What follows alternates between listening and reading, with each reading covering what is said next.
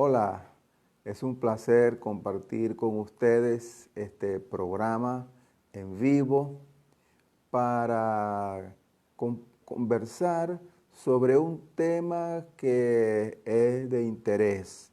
Vamos a hablar sobre las señales inequívocas de la segunda venida de Jesucristo conforme a la revelación contenida en el Evangelio según San Mateo, capítulo 24.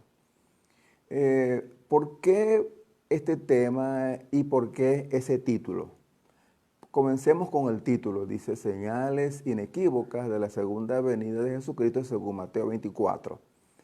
Es porque hay muchos predicadores y escatólogos que están anunciando la inminencia de la venida de Jesucristo, y esto ocurre desde hace muchos años.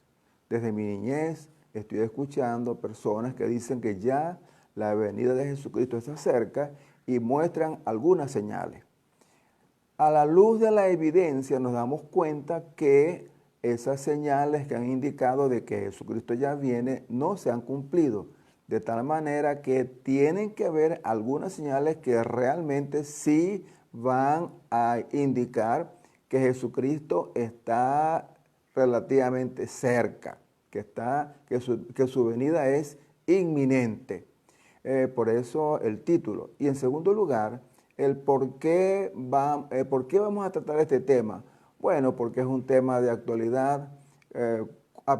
Cada vez que hay una catástrofe, una pandemia, un cataclismo, entonces, como mencioné antes, salen predicadores, escatólogos, anunciando que ya Jesucristo viene pronto.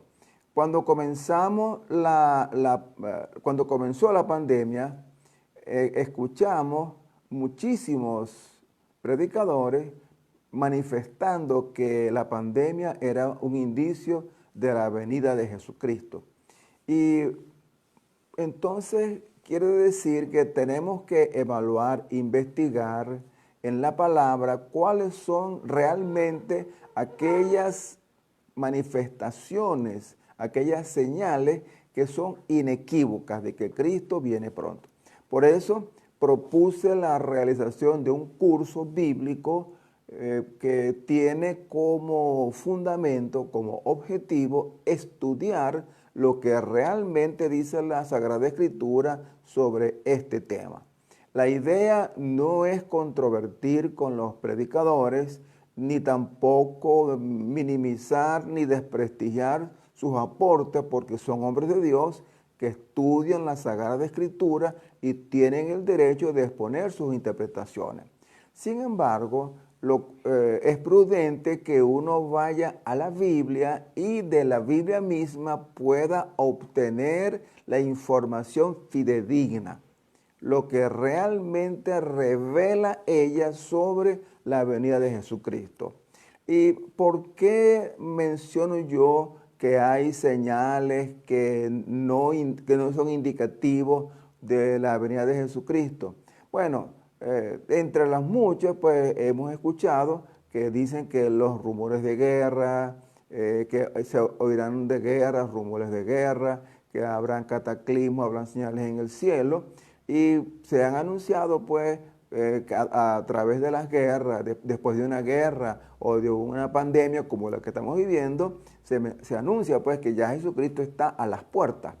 Pero de acuerdo con lo que plantea la Sagrada Escritura, no es así. Por eso vamos a indagar en realidad qué es lo que dice la Escritura sobre la segunda venida de Jesucristo, porque es cierto que hay señales que son indicativos que realmente Jesús viene en forma inminente. Voy a ponerle un ejemplo de aquellas investigaciones o perspectivas, posiciones teológicas que existen sobre la segunda venida de Jesucristo y el por qué la necesidad de una investigación bíblica. Porque los libros de teología a veces dicen una cosa y la Biblia dice otra, y la Biblia no se contradice. Les pongo como ejemplo el caso de el rapto, el conocido como rapto, que en realidad no es rapto, sino arrebatamiento. La expresión correcta, de acuerdo con lo que plantea Pablo en Tesalonicense, es el, el arrebatamiento. Bien, sobre el arrebatamiento hay diferentes posiciones teológicas. Algunos dicen que el arrebatamiento va a ocurrir antes de la gran tribulación. Entonces, esa posición teológica se denomina pretribulacionista. Hay otra posición teológica que establece que el rapto o el arrebatamiento va a ocurrir en la mitad de la gran tribulación. Entonces, esa posición teológica la sostienen los miditribulacionistas. Y otra posición que dice que el rapto va a ocurrir al final de la gran tribulación. Entonces, eso es la posición postribunalista. Quiere decir que hay tres posiciones sobre un mismo evento y como es evidente, solamente uno es cierto. ¿Cuál es el cierto? El antes, en la mitad o después. Bien, el libro de teología dice una cosa, plantea tres posiciones, la Biblia plantea una, la auténtica, la verdadera. ¿Cuál es esa posición teológica? Bueno, eso lo vamos a analizar en el curso que estamos realizando, que comenzamos hoy el análisis del mismo. Y si hablamos del milenio y así pues sucesivamente, hay una cantidad de señales y de eventos que se mencionan acerca de la venida de Jesucristo. ¿Cuál es el orden correcto también? Entonces, algunos dicen que primero vendrá, que vendrá Jesucristo y establecerá el milenio. Otros dicen que primero será el milenio y después la venida de Jesucristo. Y otros dicen que Jesucristo vendrá en la mitad del milenio. Estamos entonces lo que llaman premilenialistas y postmilenialistas, que se quiere. Los premilenialistas dicen que Jesucristo vendrá antes del milenio y establecerá el milenio. Y otros dicen que vendrá después del milenio y establecerá un reino eterno. De acuerdo con la posición de ellos, es que Jesucristo vendrá y establecerá un reino material, físico, aquí en la tierra, y Él va a gobernar desde Jerusalén. Bueno, esta es la posición que proponen los que hablan sobre el milenio. Ahora bien, ¿qué dice la Biblia al respecto? Entonces, eso es el propósito de nuestra investigación.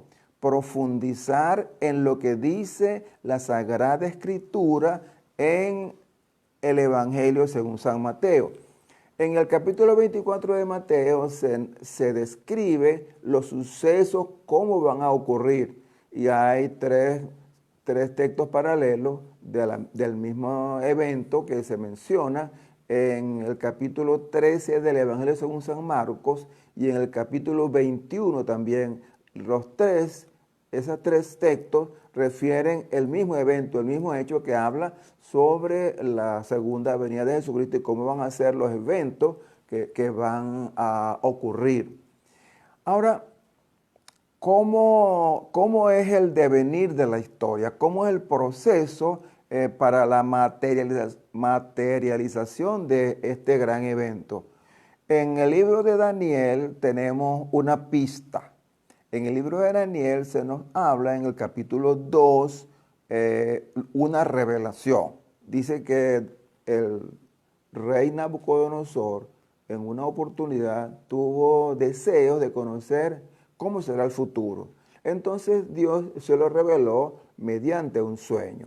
Ese sueño se encuentra en el capítulo 2 del libro de Daniel y es aquel que conocemos como la imagen de Nabucodonosor o la estatua de Nabucodonosor, que como ustedes saben, aquella estatua dice que era inmensa y terrible y que la describió Daniel en su capítulo 2 de la siguiente manera. La estatua tenía la cabeza de oro, los pechos y los brazos de plata, el vientre, los muslos de bronce, las piernas de hierro, los pies, una mezcla de hierro y barro cocido, y esa estatua la estaba observando cuando de repente una piedra cortada con mano no humana dio contra los pies de la estatua y la destruyó. Y aquella piedra se convirtió en un gran monte. Bueno, de esta manera Dios estaba revelándole a Nabucodonosor y también a nosotros cómo va a ser la sucesión de eventos históricos desde la época de Nabucodonosor hasta la segunda venida de Jesucristo. Porque la interpretación que se encuentra en el mismo capítulo 2, usted la puede buscar y leerla con calma, dice que la interpretación es que la cabeza de oro la representa representa al imperio babilónico. El pecho y los brazos de plata representa al imperio medo-persa. El imperio medo-persa sucedió al imperio babilónico. Después del imperio medo-persa surgió el imperio griego, que está representado en el vientre y los muslos de bronce. Como recordamos, el imperio griego tuvo como gran exponente a Alejandro Magno. Luego del imperio griego sucumbió bajo el imperio romano. Entonces, el imperio romano es el cuarto imperio que se menciona en la Biblia. En el cuarto imperio fue que nació Jesucristo. En ese momento que estaba en ejercicio el imperio romano, nació Jesucristo y el imperio romano actuó en la muerte de Jesucristo. El imperio romano cayó más o menos en el siglo IV de nuestra era. El imperio romano se dividió en el imperio romano de Oriente y el de Occidente. El de Occidente cayó en el año, más o menos en el siglo IV, y el imperio romano de Occidente. Y el de Oriente cayó años más tarde, por allá en los años 1400 y tantos, feneció el imperio romano de Oriente. Quiere decir que hasta ahí son la muestra de la estatua en las piernas de hierro que sucumbió el imperio romano. Quiere decir que estamos en la etapa de transición entre las piernas de hierro y los pies de hierro y barro cocido. Y ese pies de hierro y barro cocido representan un nuevo imperio que se va a formar. Eso es un imperio mundial por venir. No sé si nosotros tendremos oportunidad de verlo, los de esta generación. Ese imperio mundial será un imperio semejante a los 4 imperios anteriores, que tendrá un emperador a nivel mundial y gobernará a todas las naciones del mundo, como ocurrió con el imperio romano y los otros 3 que le antecedieron. El asunto es que en la actualidad nosotros estamos observando el germen de un potencial imperio que puede surgir, el denominado nuevo orden mundial, que está en algunos personajes mundiales, están propiciando el surgimiento de ese nuevo orden mundial que posiblemente es el germen de ese imperio que está representado por los pies de hierro mezclado con barro cocido.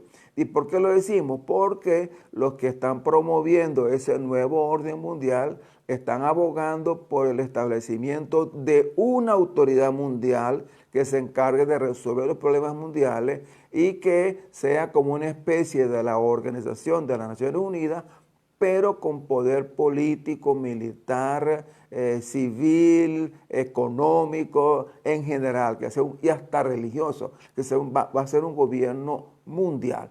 Eso es lo que está por venir.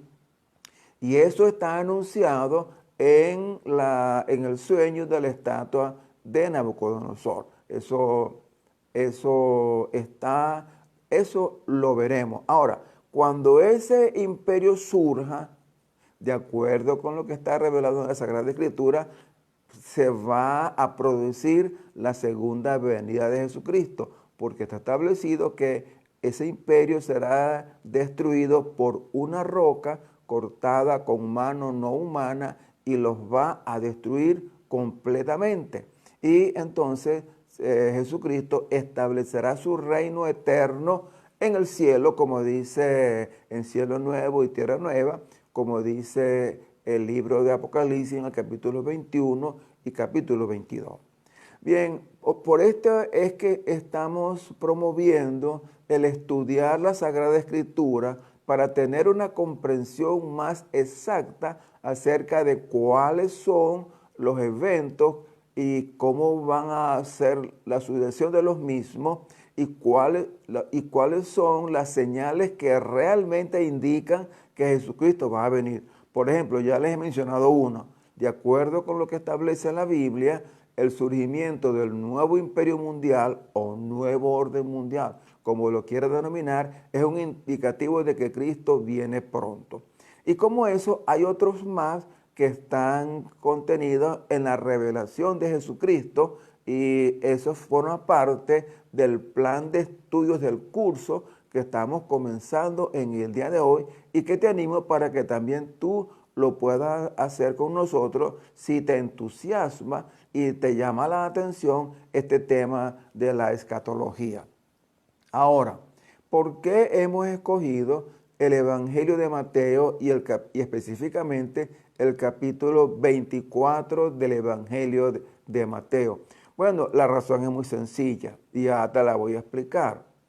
Cuando estamos hablando de la segunda venida, estamos hablando de un evento por venir, es decir, cuando Jesucristo está hablando en forma de como un profeta, está anunciando un evento por venir. Ocurrió, como ustedes recuerdan, que Jesús estaba en el templo, como dice Mateo 24:1, Jesús estaba en el templo discutiendo con los fariseos y las autoridades religiosas, se narra en el capítulo 23. Entonces, después que culmina la conversación con los fariseos, los apóstoles se acercan a Jesucristo y le muestran el templo y le dicen todo lo monumental del edificio. Y Jesucristo le dice, no quedará piedra sobre piedra que no será destruido. Los apóstoles se sorprenden y le preguntan, Señor, ¿cuándo serán estas cosas? O decir, ¿cuándo va a ser la destrucción del templo? ¿Y qué señales habrá de tu venida? Entonces los apóstoles inquietos le preguntan acerca de cuándo va a ser destruido el templo de Jerusalén y cuáles son las señales de su venida y del fin del tiempo, del fin del siglo. Y Jesús, entonces, en el capítulo 24 de Mateo, comienza a narrar los eventos que van a suceder en torno a su segunda venida. Entonces, ¿y por qué escoger el capítulo 24 de Mateo? Por la condición de Jesús. Jesús, hablando como profeta, no es como los demás profetas que recibieron una revelación o recibieron una visión. Por ejemplo, el caso de Daniel. Recibió una visión y luego la transcribe, luego la muestra, la proclama.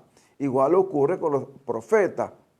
Los profetas recibieron la palabra de Dios. Usted puede leer al comienzo de cada uno de los libros proféticos, dice, palabra de Jehová que vino al profeta Jeremías, por ejemplo. Entonces Jeremías habla lo que Dios le reveló.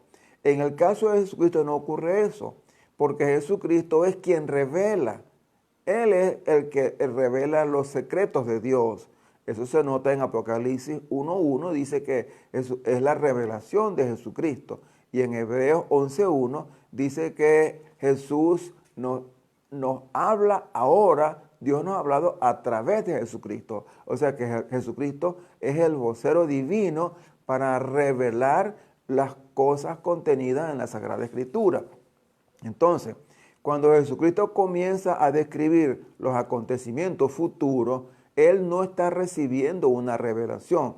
Él, por su condición de omnisciente, no está recibiendo revelación, sino que está observando los hechos.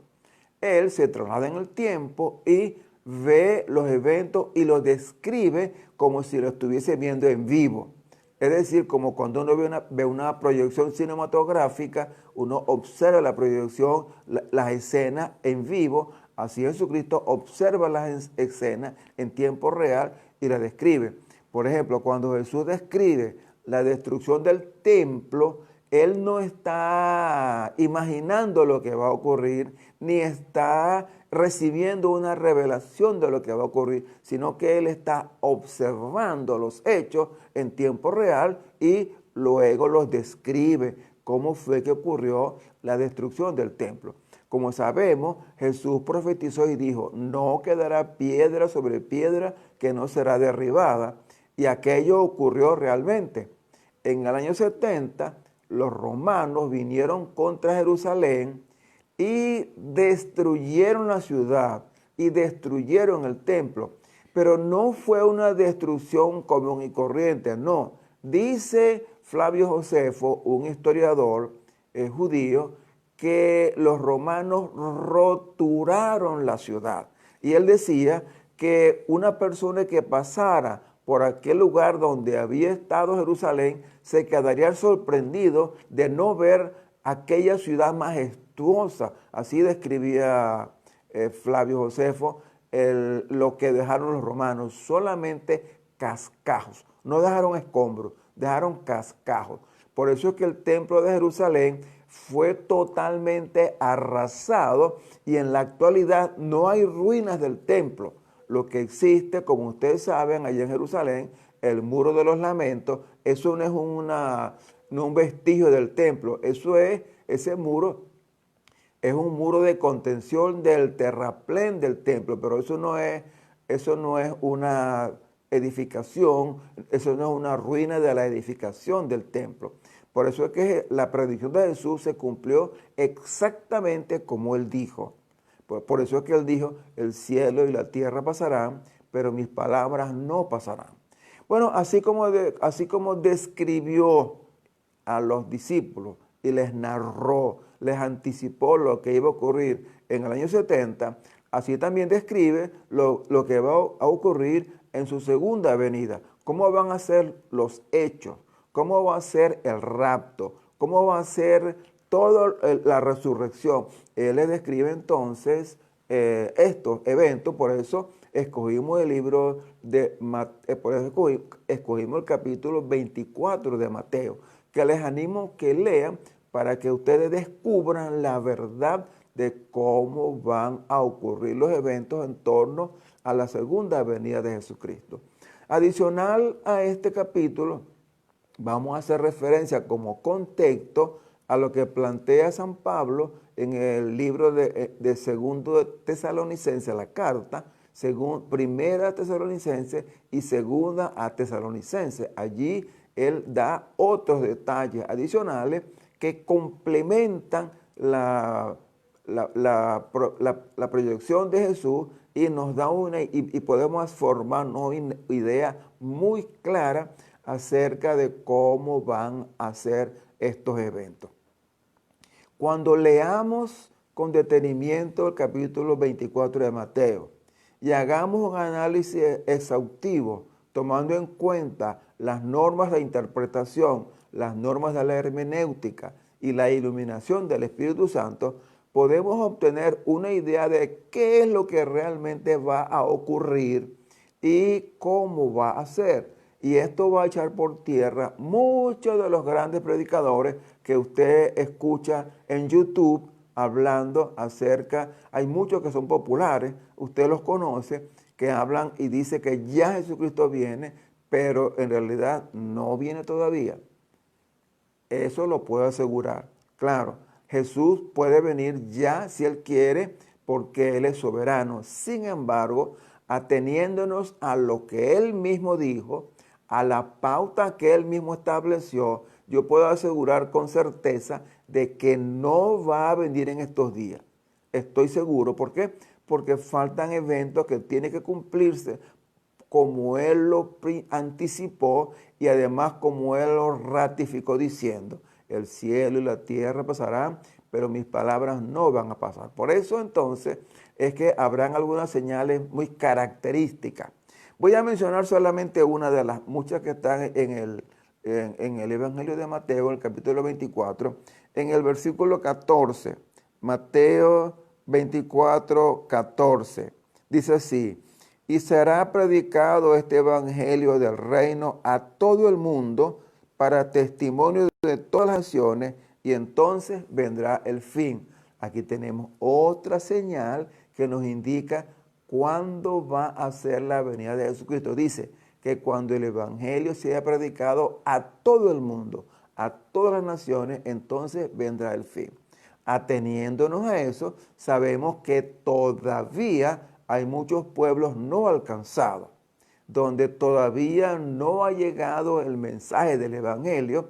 Por eso es que muchas agencias misioneras están empeñados en enviar misioneros a aquellos lugares remotos donde no hay testimonio del evangelio, para que de esa manera se pueda cumplir esta predicción de que el evangelio va a ser predicado en todo el mundo. Y eso es así porque Jesucristo dijo: id a todas las naciones y hacer discípulos, bautizándolos en el nombre del Padre, del Hijo y del Espíritu Santo. Por eso que es una comisión muy importante para los creyentes de ir a todas las naciones para proclamar el mensaje del Evangelio de salvación y de esa manera propiciar la segunda venida de Jesucristo. Por eso pues que yo les puedo afirmar con todo respeto: duerma tranquilo que Jesucristo esta noche no va a venir. Y eso lo garantizo con certidumbre por lo que dice la palabra de Dios ahora. El hecho de que nos vamos a encontrar con Jesucristo pronto, eso sí es verdad. Porque va a pasar lo siguiente: que si Jesucristo no viene en estos días, puede ocurrir que nosotros vamos. ¿Saben a qué me refiero? Que nosotros, por las leyes naturales de la vida, vamos a encontrarnos con Él. En ese sentido, Cristo viene pronto. Cristo viene a buscarnos en el momento cuando ocurra ese evento que sabemos que va a ocurrir a cada ser humano. Por eso es que la Biblia dice que hay que estar preparado. Y por eso es que en realidad se mencionan muchas señales de la venida de Jesucristo para recordarnos, para advertirnos, para mantenernos alerta de que Cristo viene pronto.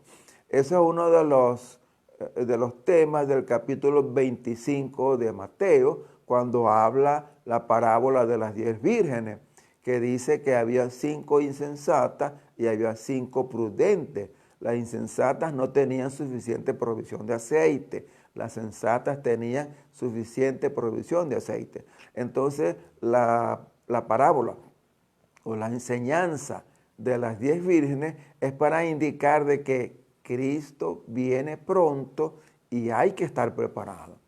Y esa preparación sabemos cuál es, que tenemos entonces que tener la dotación del aceite, que en la Biblia el aceite representa al Espíritu Santo. Y el Espíritu Santo lo reciben aquellos que han creído y recibido a Jesucristo, como dice Efesios 1:13, que a todos los que han recibido al Señor y el Evangelio de salvación han sido sellados con el Espíritu Santo de la promesa.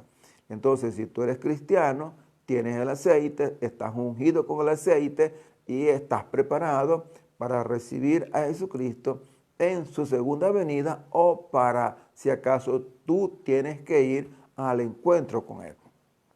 Por este motivo, pues, es que estamos invitándoles a leer la Sagrada Escritura, a revisar lo que dice la Biblia, para que tengamos certidumbre de qué es lo que va a ocurrir en los eventos que marcan la segunda venida de Jesucristo. Ahora bien, para culminar este conversatorio, quiero manifestarle pues que en el día de hoy hemos iniciado un curso para tratar este tema. Hay un buen grupo de personas que se han inscrito en el mismo y están estudiando conmigo este maravilloso tema. Quiero animarte para que te incorpores al mismo. Si quieres saber cómo hacerlo, déjame una nota en este mismo, en este sitio de Facebook y yo te voy a indicar cómo puedes hacer para incorporarte en el grupo de los que están estudiando la segunda venida de Jesucristo conmigo a través de la palabra de Dios. El curso no tiene costo para ti. El curso es gratuito. Alguien pagó por ti. En el entendido de que nada hay gratis, alguien paga el precio. Entonces, alguien pagó por ti ese curso para que tú lo hagas sin costo. El único costo va a ser la disposición de tiempo para el estudio de este tema. El curso, la metodología es muy sencilla. Vamos a dar un material de apoyo cada lunes, ya se entregó este lunes, y la persona tiene un tiempo de una semana para revisar el material, para leer, para escudriñar, para orar, para profundizar, y el próximo lunes volveremos otra vez a enviar material para seguir profundizando en el estudio de este maravilloso libro, este maravilloso capítulo de Mateo que nos habla acerca de la segunda venida de Jesucristo. Bueno, hasta aquí vamos a tener este conversatorio. Les invito para el próximo lunes a esta misma hora. Vamos a continuar con el tema. En esa oportunidad entraremos a considerar las primeras manifestaciones, las primeras señales de la venida de Cristo que están contenidas en el Evangelio según San Mateo. Gracias por haber participado en este conversatorio, por la deferencia de estar sintonizando, por observarlo, y nos veremos en una próxima oportunidad.